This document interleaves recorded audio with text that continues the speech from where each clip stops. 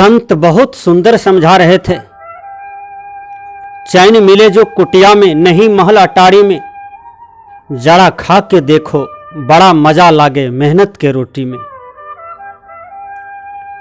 मेहनत से कमाया हुआ रोटी जो खाते हैं, उसका शरीर में शुद्ध ब्लड बनता है, शुद्ध खून बनता है।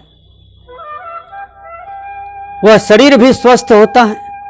जिस शरीर से पसीना बहता है वह शरीर मजबूत भी होता है। वह शरीर में बड़ा बड़ा रोग जल्दी नहीं आ सकता है, क्योंकि शरीर मेहनती वाला है। शरीर को जितना सुख दोगे उतना बीमारी आएगी, उतना माथा दर्द करेगा, उतना देह दुखाएंगे, उतना जल्दी मोटापा घेरेंगे, हाड़ चाम फूलेंगे। इसलिए गुरु नानक देव बार बार कहते थे कि मेहनती बनो, मेहनत करो। यदि तुम विद्यार्थी हो तो किताब के साथ मेहनत करो, खेल कूद में मेहनत करो, समय समय पर खेलो और समय समय पर किताब से केवल बात करो। तुम्हारा लक्ष्य तुमसे दूर नहीं है। गुरु नानक कहते थे तुम जो बनना चाहोगे यह प्रकृति मंडल तुम्हारे लिए खुला हुआ है, तुम बन जाओगे। आज भी जो सुंदर सुंदर छात्र हैं वह अपने अंदर में दृढ़ संकल्पित हो जाते हैं कि मुझे पढ़ लिख करके यह बनना है, और बन करके वो दिखा देते हैं। गरीब गरीब घर में डीएम, एसपी, कलेक्टर, आईएएस अफसर, गरीब गरीब घर से राष्ट्रपति, प्रधानमंत्री, मुख्यमंत्री, गरीब गरीब घर से संत, महापुरुष, वक्ता, ज्ञानी निकले हैं, जो जीवन में अनेक प्रकार की बाधाएं, समस्या सहे, अनेक प्रकार की आपते, दुख को सहन करके वह सीढ़ी को पार कर गए और अंत में अपनी मंजिल को पकड़ लिए। एक जगह तो किसी संत ने कहा, कुछ भी बनना बाद में, पहले बनो तुम आदमी। आदमी को आदमी बनना चाहिए। आदमी यदि आदमी बन जाए तो ये धरती स्वर्ग हो जाएंगे। आदमी केवल आदमी की खोल में है। आदमीयता वाला यदि कर्म करेंगे तो किसी भी आदमी को भय नहीं होगा। आज लोग खाते पीते हैं और रात्रि काल में सो जाते हैं, और सोने के काल में भय रहता है कि कहीं डाकू आवे, मारपीट करके धन छीन के न चला जाए। घर में जवान जवान बेटियां हैं, उसकी बलात्कार न कर बैठे, पत्नी की इज्जत न लूट ले, कहीं चाकू न मार दे, कहीं हमारी हत्या न कर दे। ये सारे भय के लिए लोग खिड़की दरवाजे लगा करके रखते हैं, फिर भी तोड़ करके ये गलत इंसान और दूसरों इंसान को आतंकित करता है, दूसरों इंसान को सताता है। इसलिए सदगुरु कबीर साहब जी बार बार मानव को कहते हैं कि तुम मानव हो और अपनी मानवता को धारण करो। एक जगह बहुत बड़ा सर्कस वाला आया, और सर्कस में कई प्रकार के पशु पक्षी थे।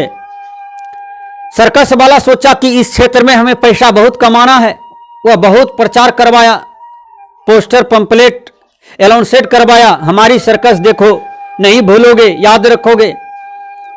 जहां सर्कस का कैंप था वहां पर बांस को गाड़ करके ऊपर ऊपर बांस जोड़ करके वहां 2 मंजिला बनाया था। उस 2 मंजिला पर एक बंदर को रख दिया था।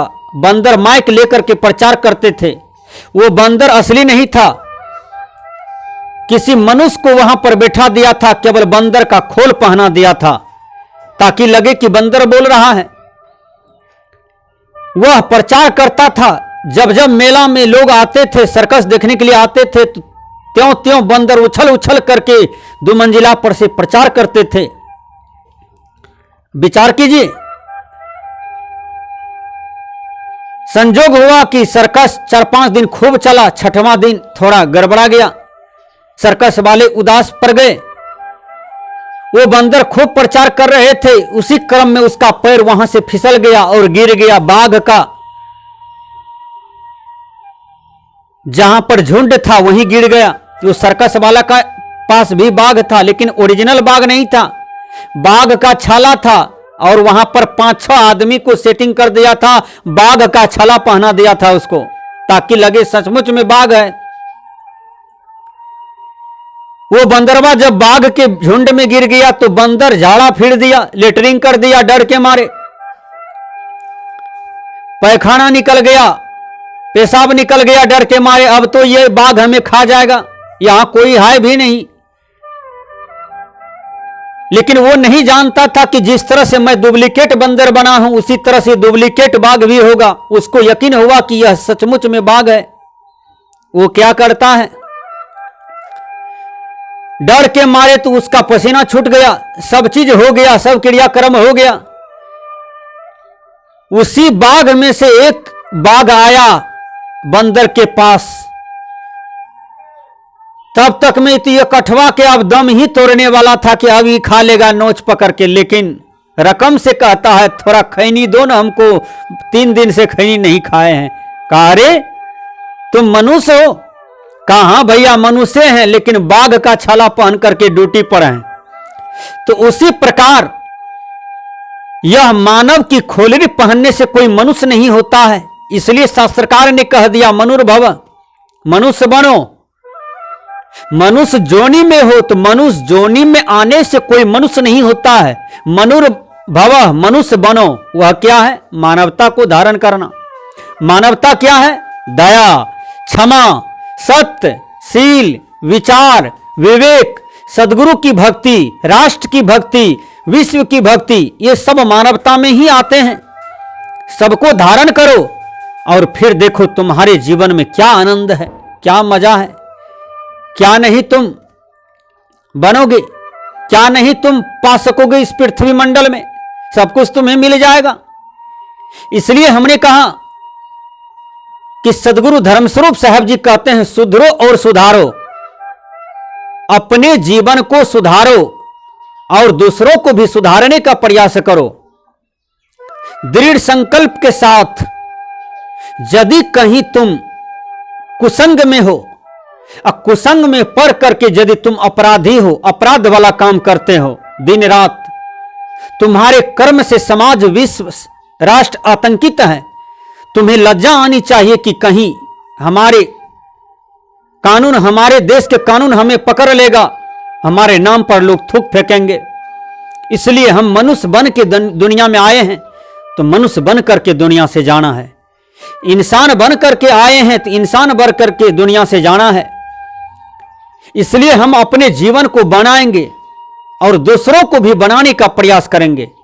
कबीर साहब ने एक जगह कहा है, कहीं कबीर कुछ उद्यम कीजिए, अपनों खाए और को दीजिए। उद्यम करो इस मनुष्य जोनी में, परिश्रम करो, मेहनत करो, इसका फल बहुत मीठा होता है। इसलिए देखिए कबीर साहब कंबल बेच करके खाते थे और गुरु नानक जिसके हाथ में ठेला नहीं देखते थे, जिसके हाथ में घर्षण नहीं देखते थे, तो उसके यहां भोजन नहीं करते थे। क्यों? कि उसको जानते थे निकम्मा है, कहीं हराम की पैसा ठग करके लाते होंगे, खाते होंगे, कहीं से लूट के लाते होंगे, खाते होंगे। जो मेहनती होता है उसका हाथ बताता है, हाथ का चमड़ी बताता है कि ये मेहनती है। गुरु नानक ने हर पंजाबी हरियाणा को कह दिया मेहनत करो, इसलिए आज समूचा देश में पंजाब हरियाणा सबसे आगे हो गया, क्योंकि लोग मेहनत करते हैं।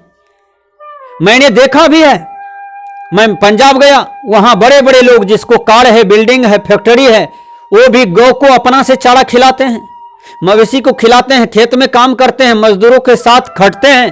क्या वो छोटे हो जाते हैं? मेहनत करने से कोई छोटा नहीं होता है।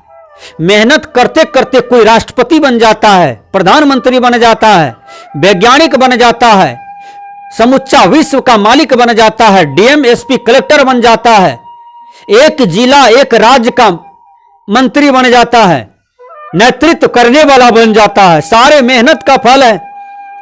इसलिए मेहनत से आदमी ऊंचा उठ जाता है। इसलिए मेहनत करना चाहिए।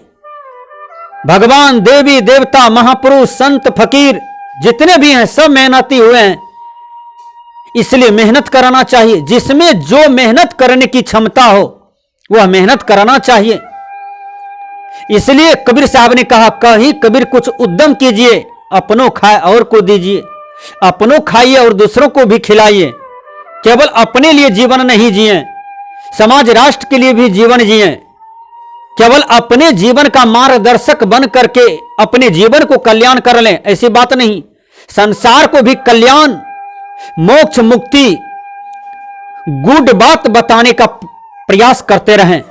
यही सबसे उत्तम कर्तव्य है, यही मानव का पहचान है। इसलिए मेहनत बहुत बड़ा चीज होता है। बंदी छोड़ कबीर कहते हैं, कहीं कबीर कुछ उद्यम कीजिए, अपनों खाए और को दीजिए। उद्यम करो, मेहनत करो। मेहनती लोग सफल होते हैं, मेहनती भौतिक में भी सफल होते हैं और अध्यात्म में भी सफल हो जाते हैं। मेहनती का ही रिजल्ट नंबर 1 में आता है, मेहनती का ही सब कुछ खिलता है, मेहनती जीवन में ही खुशबू आती है, मेहनती जीवन ही अच्छा होता है, मेहनती जीवन ही संसार में सबसे शूरवीर का होता है, संसार में सबसे बेस्ट होता है। इसलिए जीवन में हम जहां जो जिस रैंक में है वही मेहनत करें और मेहनत का फल मीठा होता है।